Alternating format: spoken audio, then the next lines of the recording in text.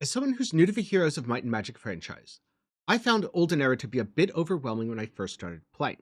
And initially, I made a lot of mistakes. My first few games, I am not ashamed to admit, were losses. But since then, I've practiced and I've learned a lot. So, in today's video, I want to talk about 5 mistakes that I made when I was new, what I've learned since, and how I fixed them. But before I get into things, I do want to make it clear that I am by no means an expert in Olden Era. I'm still learning. I just wanted to take you along with my learning journey and share some of my experiences, because, hey, if these things work for me, they should work for you as well. So, the first mistake that I made was just building the strongest army possible on my starting hero. I'd put all my troops on, then I'd go load them up and seek out fights. Here's the problem with that. One of your most important resources is movement. You only have so much in a day. So if I were to just take my hero and go along this road and then fight these guys, that's going to be most of my turn. I will then end the day, which means everything advances. So instead, what I've taken to doing is transferring a good number of troops to my starting hero, but always recruiting at least one more hero day one. Sometimes, depending on the map, depending on my resources, I might even recruit 2 heroes day one. This way, if my main hero goes over here, gets into a fight, but let's say I need wood to build buildings, well, all I have to do is send this second hero around to collect all of these resources. They don't necessarily even need an army. I could transfer all of these troops over to my main hero, which then gives me an even stronger army to fight with. Because all this guy's going to be doing, they're going to be clicking stuff like this. Oh, look, it's free resources. They're just lying here, unguarded. And meanwhile, this means that my main hero is even stronger, so that I can more effectively engage in battle. Now, don't get me wrong. Having a strong army, especially on your main hero, is good. But having additional heroes that can run around the map, claiming unguarded resource piles, collecting gold, bringing troops from a recruitment building back to your city so they can get upgraded, or simply scouting things out so that you can find and colonize additional cities, that's also very good. The exact number, well, it kind of depends. I'd love to say, oh, always get 3. The problem is, on some maps, your hero limit is going to be 2, in which case you are going to be forced to play differently than the map that I was just showing, where the hero limit is 4, and recruiting 3 early on is actually pretty feasible, especially since you start with 2 cities, meaning you have more resources and also a greater demand for troops because you're going to want to be exploring multiple areas at once. Super early on, I don't build armies on these extra heroes, but later it can be worth it, especially if you get someone with good combat perks. At which point, I would recommend building them up as a secondary fighter. This is good because you can use them to clear camps, while say your main army is directly pursuing combat against the enemy AI. Or alternatively, it's just good to have a backup in case you mess up and your main hero is wiped. Yes, in a lot of cases, if your main army is wiped out, there's a pretty good chance you're going to lose the game as a result of that. But if you do it like your main army is wiped out, but you took out most of the enemy troops, then hey, victory is still possible, and having a strong backup hero with powerful troops, good artifacts, decent levels, all of that stuff is going to be very important. Of course, the one big exception where none of this advice applies, the one hero mode, where you can, well, only use one hero. It's kind of in the name. By the way, if you'd like to see a video focused exclusively on the early game, where I talk about my pathing, what I attack, what I skip, all of my choices in that regard, then please do let me know down in the comments below. Also, get subscribed, that way you won't miss the upload, and hey, while you're down there, if you found this helpful so far, maybe give it a like as well. So after recruiting my second hero, I'd begin exploring, specifically by following the road. This way, I get to see a lot of the resources that are available without necessarily having to commit. Because oftentimes, there's shinies like this ore storage. But the ore storage is resources per week, 8 to 12. Whereas, if I want a trickle of resources every day without having to send someone to go get it, I'm really going to want a depot. I found, in general, these are pretty easy to spot. You just have to go along the road, and you tend to see them. You can also see things like this one, which is used to recruit troops. And here we go, the sawmill. Now, unfortunately, this sawmill is being guarded. And since my non-combat hero is the one who discovered it, I'm just going to go grab some free resources, then grab this guy and have him swing around in a second. But for now, I want to talk about another mistake that I made when I was first starting out. See, when I came across combat, I would always do this. And if the enemy's fleeing, I'd specifically pick an easy fight to increase the chances of this. I just let him run. After all, no combat, no troops lost. The thing is, that also starves you of key resources. So let's do this again, and this time choose Destroy Them. I've also created these smaller stacks. Now what these guys are going to do is they're going to be bait. Their entire purpose is to die so that my more important troops don't. Exactly how effective they are kind of depends on speed, so in this case, because Troglodyte's really slow, honestly, I probably should have split off the infiltrators. That's my bad for not being super familiar with the dungeon faction. But hey, at least my Minotaurs, they're gonna really fuck this guy up. Alright, enemy moves up. Now, if I was worried about a counterattack, what I would want to do is have this stack of one attack before this. However, here, I'm not actually that worried about a counterattack. In fact, I'm so not worried, because these are Troglodytes, my lower tier troops that I don't really care about, but I'm just going to do this, where it's going to get attacked here, good old counter. This guy's probably going to walk over and also hit it. Since these mobs are pseudo range, they're a little bit more dangerous. But now because these units have hit the lower tier Troglodytes, I can have my Minotaur rock up and just annihilate them. Like this guy, he doesn't know what's going to hit him. And yes, I could use the AoE. The problem is the AoE would hit my own troops. And also, I want to kill the enemy stack rather than leaving it low. And oh look, a morale proc. Well, even easier. So, Minotaur cleans up. Since he's the high value troop, I don't want him dying. I'm totally fine even if all my Troglodytes get wiped out. And as a reward, I got 715 EXP. And also, I got some faction points, which can be used to unlock different faction laws. If you want to get the more powerful higher tier unlocks, you need to generate more faction points. One way to do this is within your city, building something like the Byzantine Palace, basically an economy building where you pick 3. However, you also gain more by engaging in combat. Thus, it's better to destroy troops than let them run, assuming the fight's going to be pretty easy. Now, killing enemies for EXP and law is good, but sometimes you might want them to flee. This battle is a good example of that. Because I'm against 2 ranged foes, there's nothing really stopping them from killing some of my squishier but higher damage troops. So I might want to just walk up here, let them run, and take the building without a fight. Because then my troops are unscathed, and I can use them against these melee foes, who aren't able to do nearly as much to resist and will probably just damage some of my Troglodytes. Now, there's another mistake which I was making, kind of as a side effect of my first mistake. See, when you select treasure chests, you're offered either gold or experience. Because I was constantly running in combat, my heroes were all starved for experience. So I'd take this basically all the time, which meant that my economy was terrible. It was also terrible for reasons of another mistake I was making. I'll get into that next. But I was certainly making it worse by always choosing experience. And so when I'm fighting more, my main hero, or all of my combat heroes as I start using multiple, they're going to get more EXP, they're going to keep leveling up, and I can actually choose gold from the treasure chest, at the very least, if I don't have enough. This is particularly useful in the early game and after acquiring a second city. Now, the third mistake that I made was just building all of my troops. Like, initially, my build order went something like this. Build all of the troop buildings, try to get them done week 1. That way I can recruit as many troops as possible. Then build all of the troop upgrades, and usually as soon as I started building the troop upgrade buildings, I would run out of resources.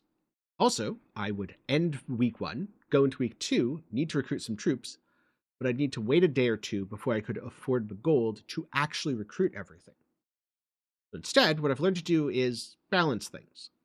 In this case, because I'm playing the dungeon faction, I rushed the Labyrinth and Distilled Voices.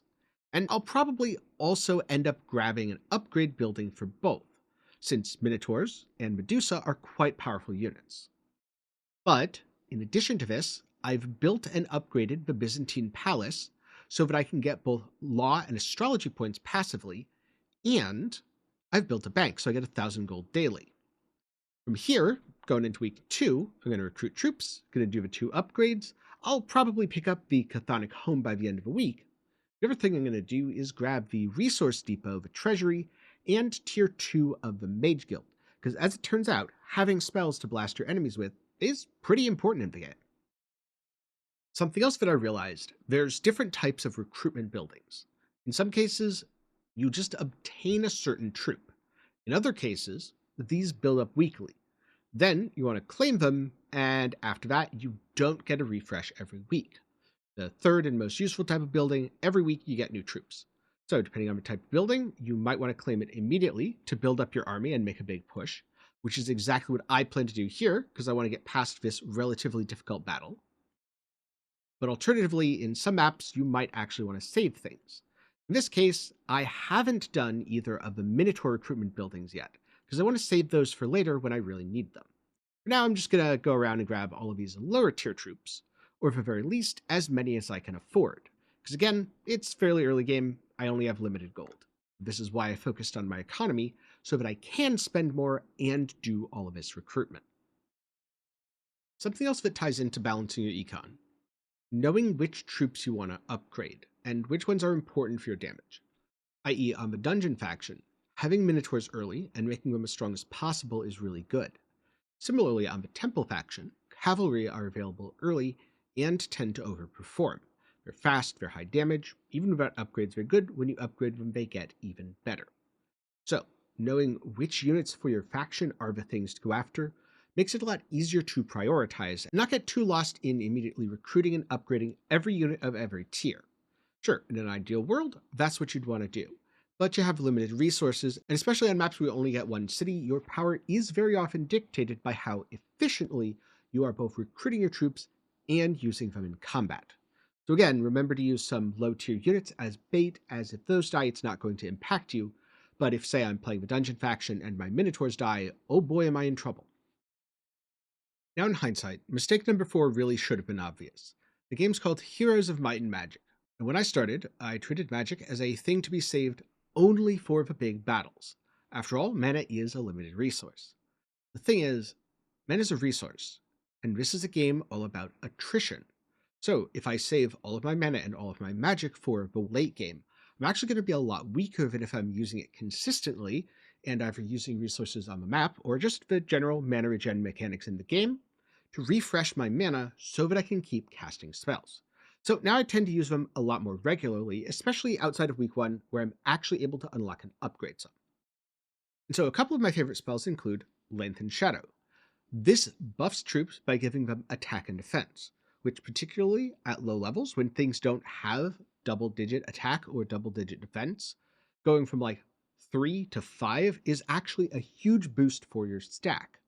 And if the enemy doesn't have that much attack and defense themselves, the Shorten Shadow spell, the Daylight opposite, is also highly effective at crippling them by just wrecking their stats. Similarly, Ice Spike is one of my favorite offensive spells. Overall, I found offensive magic to be a little bit lacking. Yes, it does damage, and in particular, if you can do AoE damage, it's pretty good, especially a spell that hits like everything on the map. But Ice Spike is particularly nice because it pushes enemy initiative back. So your units get to act first, meaning you might be able to nuke an enemy stack from ranged, or you can wait, forcing the enemy to move into attack range and then just blasting them. And then the last one, I really like Berserk Strike, because why not force your enemy to attack another enemy, and also waste a bunch of their counterattacks. Now, this is not the only thing that magic can do. There are plenty of buff spells to increase your damage, debuff spells to reduce enemy damage. You can do all sorts of stat buffs, stat debuffs, spells, summon things. I'm pretty sure that I'm still underestimating some of the magic that allows you to physically summon objects onto the map, potentially restricting a choke point or making it harder for enemies to traverse. In short, magic is very, very powerful. This is especially important for wisdom heroes who gain high spell power and knowledge as they level up. Their heroic strike is weaker than knight heroes, so you need your spells to be extra powerful. And another important aspect of this is using the magic observatory. This is where you find the high neutral magic. That's unlocked and upgraded using a special resource which you can collect around the map, or get through your astrology points. Some of these spells are quite impactful, like Second Wind, which gives you extra movement. And remember, movement is very often one of the limiting factors as you traverse the map. Also, Town Portal, where you can just go back to a city you control. Is your hero caught out? Overwhelmed, outnumbered? Just teleport back, save them and their army. Or maybe you need to go pick up troops. Instead of having another hero ferry them to you, simply use Town Portal to return. Generally speaking, you want to invest into all of these, and in many cases you'll want to upgrade them as well. But that's the thing, the same goes for regular spells as well. So here, my Ice Bolt isn't upgraded, and I definitely should have done that because upgrading it increases the damage. Now, in some cases, your spells can also go past level 2. This is through effects from your heroes and or their artifacts. So, in Large Shadow as an example, at level 2, the attack and defense increases for each round the spell's active. At rank 3, it dispels Shortened Shadow. And at level 4, i.e. the max upgrade, all of a sudden it affects all friendly creatures, making this an incredibly powerful AoE buff, because you gain 2, then 4, then 6, and then 8 attack over the spell's 4 total rounds. As a note, another example of an incredibly powerful spell is Twilight. If you fully upgrade it, enemy creatures simply can't use ranged attacks, and they lose melee damage. This will absolutely cripple an enemy army. But what if you want to use a spell that you don't have unlocked yet? Say, I wanted to use Chain Lightning here. Well, one thing I could do is I could go to one of my cities, and I could progress down the Mage Guild tree until I unlock a high tier spell. But if I don't want to wait, or I don't have another city to do that in, I could instead pay resources like this, usually quite a lot more than you will pay to build the Mage's Guild, but it gets you the spell early, and you can even spend some of your alchemical dust to then upgrade it. Basically, having the Magic Observatory should be your first choice, but if you don't get something you want, absolutely pay the extra to unlock it. And so yeah, ever since I started incorporating spells more, using them more aggressively, and also actively unlocking and upgrading the ones that I found useful, I have had way more success in battle. It's gone from, okay, I was wondering why are the enemy units always feeling stronger than me, to, oh, it's because they're buffing themselves with magic. And I have that too. Though enemy units being stronger could be related to one other thing, which is the fifth and final mistake that I'll talk about next. The last but not least, when I started out, my heroes would look like this in terms of artifacts, where I'd basically make no effort to get anything unless I happen to kill some enemies and pick it up as I go. The problem with this is, artifacts are really powerful. So let me load up something else here. Here's more of a mid-game setup, where not only have I gotten some of my artifacts from picking them up off the ground, but I've also gone out of my way to buy a few using the artifact exchange.